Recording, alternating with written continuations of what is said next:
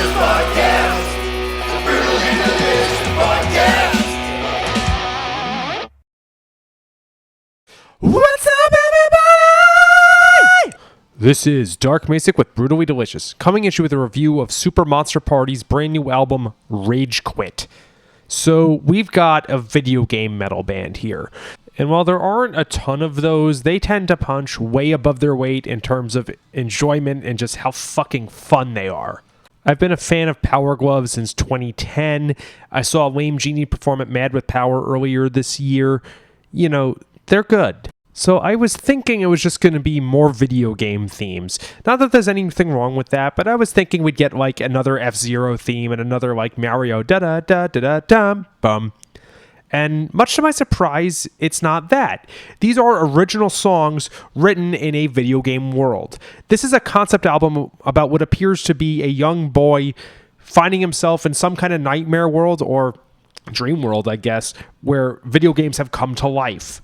You know how Dragon Force wrote a song about Skyrim with The Last Dragonborn, but they don't actually do the da-da-da, ba-da-da, like that, but a whole album's worth. Stylistically, this band is really fun. There are definitely some power metal elements, like what the hell would you expect out of a video game album?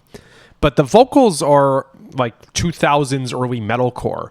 They list Slipknot as an influence. I actually heard more M Shadows in the vocals, but it's a nice break from like testicle squeezing range masturbation. There's a lot of power and urgency here that isn't just, look at my luscious golden locks.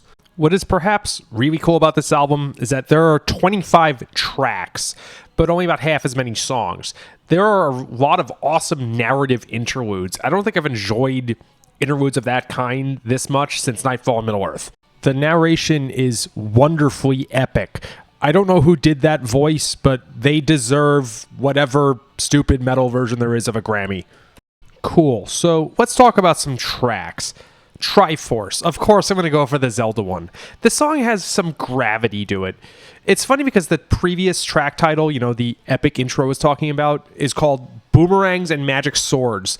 That seems very not serious. It seems like it's taking itself in a fun and kiddie way, like Wind Waker. Instead, this song is epic and makes you feel like you gotta go save the world, like Ocarina of Time. Doom. Fuck. This one is good. Vocals, again, as I said, remind me of M Shadows. There's some really fun vocal styling here, some good gang vocals, more of that 2000s influence, and it's rare that I like that style. Most metal I like is either before 1990, you know, the Iron Maiden classic stuff, or like power metal that's after 2005. The fact that it's sounding like this and I'm enjoying it, that means it's a job well done. Another Castle. So this is about Mario, and it's funny to make this one a ballad. You know that classic line, I'm sorry, Mario, but your princess is in another castle? They made this one a heartbreaking ballad about someone seeking love from somebody else. I'm actually kind of over the meme of sorry, but your blank is in another castle, and God knows the Chris Pratt movie fucked it up hard. But this was original, and it left me feeling both forlorn and hopeless, but also like, damn, that was clever. Eggman. This could be a song by Evertale. There's something in the adventure vibe to it that is just very much reminding me of them in the best way possible. It's funny because Sonic is a game, it's a platformer, and minus some of the later entries, it's not one that I think of as terribly adventurous. But they took that and they made it what might have been my favorite song on the album. Resident Evil. There's a really funny jab at Left 4 Dead in one or all of the choruses. And speaking of, this chorus is great. I've actually never played a Resident Evil game in my life, so I was not thinking this was going to be a highlight, but it totally was. Very well written song. It, won me over. Maybe I need to try 4. And last but not least, Earthworm Jim. I have very fond memories of playing this in my grandparents' basement. It sounds like a collaboration of Corey Taylor with Colony Era In Flames. I didn't think this sound was possible, but it is. Great track. Give it a listen. Okay, so totally blown away. Was expecting, good but not the best I've ever heard covers of video game themes, which, although they're always fun, has been done many times before.